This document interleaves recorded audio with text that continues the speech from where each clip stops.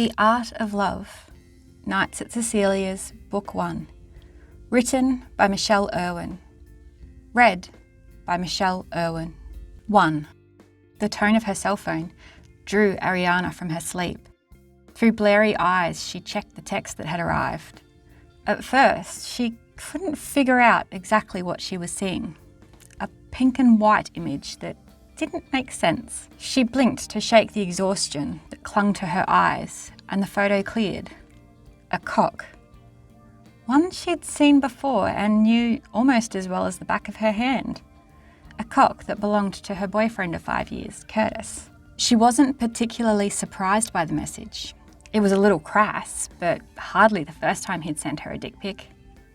Another text followed. Look who woke me up. He's waiting for you. Be here in 5 for some fun. With a chuckle, she sent a reply. As far as I know, teleporting hasn't been invented just yet. By the time I get home to Pittsburgh, he'll probably be asleep. Almost instantly, her cell chimed again. Sorry, wrong person. The first time she read the message, she was stoic. Her mind was unable to comprehend what she was seeing. Wrong person. Then it struck her. Hard. Those 3 words indicated something she didn't want to admit. Something she'd barely worried about when leaving him behind in their hometown while she moved to New York for art school. Her stomach churned as she understood that if she was the wrong person, that meant there was a right person. Someone else he'd intended to send his invite out to. Those 3 words had shattered 5 years of what she'd thought was a loving relationship. Well, that's one fucktastic way to start the day. Her fingers shook as she tried to focus on her cell display, despite the ringing in her ears and the pounding of her heart. You're not the man I thought you were, and the wrong person for me. Fuck off. With a sigh, she threw the blanket off herself and climbed out of bed. How the hell was she supposed to go to college and concentrate on her art? It was only after she'd jumped under the shower and was rinsing out her rainbow-dyed hair that it struck her that she wasn't nearly as heartbroken as she probably should have been. When she'd left Pittsburgh a few months ago, she had suggested they take a break until her return, but Curtis had insisted they stay together. She'd kept up her end of the bargain, staying faithful to him. It had helped that she'd been too busy adjusting to the New York lifestyle. She might not have been heartbroken, but her blood did boil in her veins as she thought about the way he'd treated her. Had he simply wanted to keep her away from other men while never having any intention of being faithful himself? Darker thoughts festered, twisting through her stomach. Had he ever been faithful? Probably not, knowing him. She should have known better. He was one of those guys, the ones full of confidence, full of themselves. It had been no secret to anyone at their high school that Curtis considered himself God's gift to women. Problem was that in many ways, that was exactly what he was. He appeared upstanding and the type of guy you could take home to your parents, but knew the best suppliers of all things illicit and never minded sampling the goods before passing them along. And by God was he decent in bed, well practiced, with a cock that was sized to please, and a tongue that could twist in seemingly impossible directions. He could have any woman he wanted, and often did before they'd gotten together. He was the older man her parents would have warned her about if they hadn't been so completely charmed by him. Ariana had thought she'd won the lottery when he'd started going steady with her. As the daughter of his mother's best friend, they'd known each other for years. They'd never exactly been friends because of that. He was older than her by a few years and king shit of the high school before she was even a freshman. Despite the age difference, she'd had the biggest crush on him ever since she'd had her first stirrings of desire, before she even knew what desire really was. He hadn't paid her any attention though. And why would he have? She'd been plain. The girl in the front row of class with lank hair, braces, oily skin and glasses, who his lackeys liked to push around to feel good about themselves. It was only when her terrible period of puberty ended that he paid her any attention. That was when she'd ended up with boobs, a killer white, perfectly straight smile, and a personality that said fuck you to the haters who'd tried to keep her down. For her, Their first kiss was a combination of all her hormonal teenage dreams. She'd never been able to say no to him and never been able to resist temptation. He could have told her to rob a bank and she would have done it with a smile. And now that was all done. A banging on the bathroom door warned that she was taking too long and breaking the roommate code. She glanced at the timer on her phone. "I still have 1.5 minutes left of my time," she called back at whoever was trying to get her out of the bathroom before her allotted time was up. Sometimes living in a shared apartment sucked, especially when there were only 2 bathrooms between 4 adults. It was far cheaper than trying to get an apartment in New York City though. She had her own bedroom and kept mostly to herself in there anyway. She didn't need companionship beyond her paint. Outside the door, there was a commotion. Doors slammed, raised voices shouted, unintelligible words. World War III was erupting outside the bathroom, and it gave her a reason to go overtime. Once she'd finished dressing and pulling her hair back into a tight braid, she had few excuses to hide in the bathroom any longer. When Chad banged on the door, she pulled it open. "You went over your time," he snapped. He was the son of the owner of the apartment, and more often than not, was drunk on the power that gave him. The rules of the apartment were stricter than she would have expected, but it was also the only apartment close enough to the New York Art Institute and studio that was within her parents' budget. 1 minute and 43 seconds over, resisting the urge to roll her eyes, she held up her cell phone as evidence. "I hardly think that's worth arguing over." "Rules are rules, Ariana." "Yes, sir," she muttered under her breath before adding in a louder voice. "What was going on out here?" "Bella moved out." "What?" Bella was the other art student who lived in one of the 4 bedrooms in the apartment, and Ariana's first friend in the city. At least until Bella had expressed her unsolicited opinion about abstract design, before Ariana had a chance to explain that abstract expressionism was her great love. She loved to see peace in chaos, or chaos in the spaces between the paint. What some people called mess and claimed could be done by any 2-year-old took practiced care to balance so it would speak to the people who gazed upon it. If she really did her job as an artist, her piece would say something different to everyone who gazed at it. For the sake of harmony in their household, Ariana had ignored the slight as best she could. But she hadn't been able to muster the same level of enthusiasm about having a fellow artist for a roommate since then. "When was that decided?" Ariana asked when Chad wasn't forthcoming with any additional information. "Bella still owes me $500. About 3 minutes ago, and I hope you have her contact number because she's apparently leaving New York." "What? Why?" "She couldn't follow the rules, and she can't afford to move in anywhere else." Chad the inhaler strikes again. He didn't even care that he'd thrown a young woman onto the streets to any number of fates. Worst of all, it wasn't the first time he'd done it. Susan, the woman in the last bedroom in the apartment, had warned Ariana about him with horror stories about the previous occupant of her bedroom. It was something of a dictatorship, but they didn't have any rights. They were living there somewhat illegally in exchange for the discounted rent. "We won't be having any trouble, will we?" He levelled a stare at her. Of course not.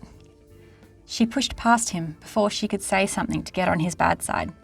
He was touchy as hell, and the easiest method to avoid any chance of offending him was to stay out of his way. She was preparing to head out for what was shaping up to be a big day. She needed to take the subway up to the Museum of Modern Art before her studio time that afternoon, when her cell phone rang. When she saw the caller was Curtis, she considered leaving it unanswered. But she needed to have some more closure. "What the hell do you want?" She couldn't put on any pretenses of a friendly attitude after her rude awakening. "I'm sorry, babe. I didn't mean to send that this morning. I smoked a little too much and got horny." "So you called in reinforcements?" "It's not like that. I just needed a little relief. It didn't mean anything." "I have an idea for you next time you need some relief. Fuck yourself instead." "Airy fairy." He said the nickname he'd given her when she was 5, no doubt trying to force her to remember their history as a way of drawing her back on side. "It's not worth losing us over, is it?" What if I was screwing another guy, Kurt? Would that be enough to lose us over? You wouldn't do that though, would you? Fuck you. Don't bother calling me again. She disconnected the call before he could respond. Closure was overrated. Burning with rage from the conversation, she reassessed her outfit. Generally, her clothes were a form of art in themselves. Chance to express her inner thoughts to the rest of the world. Right now, her attitude was all wrong.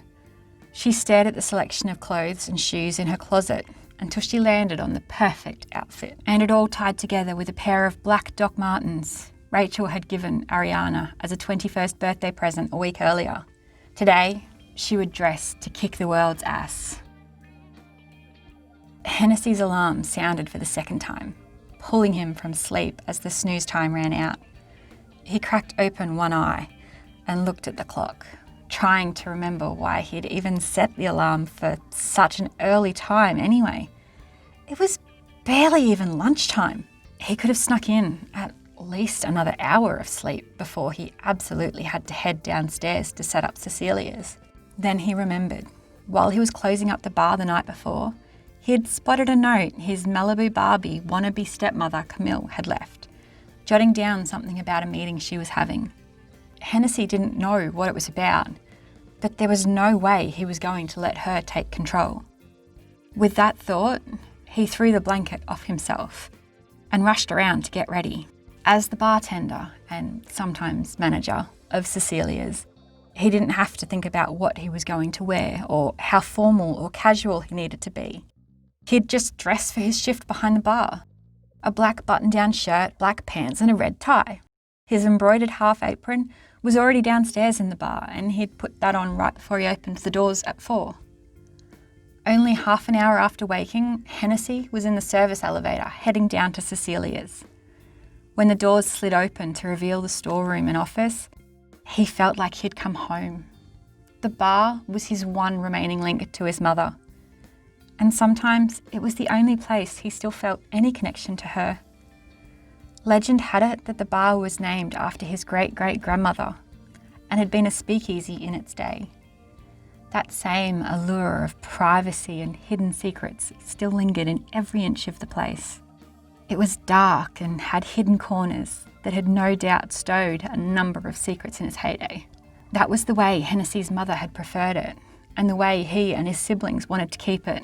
Camille, on the other hand, was more than eager to sink her claws into the place. The first time his father, Jack, was in the hospital, just 3 short days, Camille ordered strip fluorescents to brighten the place up, and also added 5 new cocktails to the menu that each required new booze that wasn't just expensive, but hard to stock too. That was before Hennessy could step back in. It wasn't that any of her ideas were necessarily bad. They were just too mainstream for the vibe of the bar. "What are you doing here?" Camille asked when Hennessy emerged from the back. "I told you yesterday, I'm not letting you make any changes while Dad is sick. I have Jack's approval for any changes. And I have his word that you're not going to screw with things before he's able to come back." Hennessy was well aware his father's illness was going to take him out for a long time, possibly completely. But that was a discussion for another day. All that mattered in the short term was saving this part of his mother's legacy. Camille had already waltzed in and stolen the rest of his mother's life. Hennessy wasn't going to let her into this one last part. It's only a contractor to discuss the possibility of moving some of these booths around. You can speak to 100 contractors if you want. You're not bringing any of them into Cecilia's though. You're not changing one thing in here. If we can get a few more tables in and upgrade the kitchen, we can... It's not happening. Will you at least consider? Hennessy crossed his arms over his chest. Not happening. She clenched her teeth and set her hands on her hips as she stared at Hennessy, trying to get him to back down. When it became apparent he wasn't, she gave a frustrated sigh. "I'm going to talk to your father about this." He smirked as Camille turned her back and left via the elevator out back. "Go ahead. He knows what this place means to Jameson, Bailey and me. He's not going to turn his back on that, not if he cares what's important to us." As soon as she was gone though, Hennessy exhaled in relief. All the bravado he'd shown Camille left him now that he was alone. He trailed his finger along the bar and thought about his mother. For the last 6 months, he had been the last man standing when it came to the battle of keeping things the way they had always been, to preserve the space that their mother had worked so hard to craft in just the right way, turning it back in time so patrons could relax among the mystique. Ready to step in if Camille dared to bring the contractor through the door, Hennessy did the prep work required for the coming evening. The bar opened at 4, but the other staff would arrive around 3.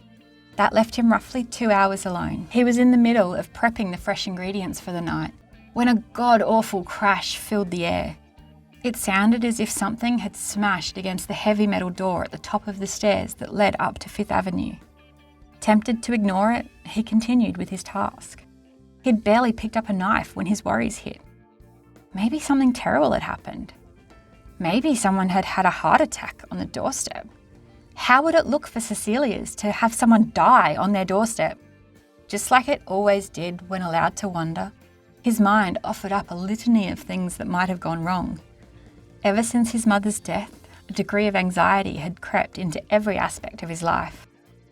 Deciding that it would be wrong to ignore the noise, he climbed the stairs and pulled open the black metal door.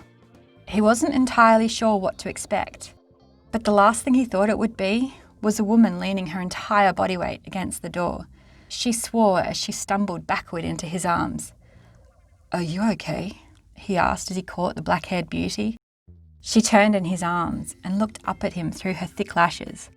Her dark brown eyes were deep enough to fall into and left him utterly breathless. "I hurt my knee." There was no way Hennessy could let her escape without making sure she was okay first. "Come in. I'll get you some ice."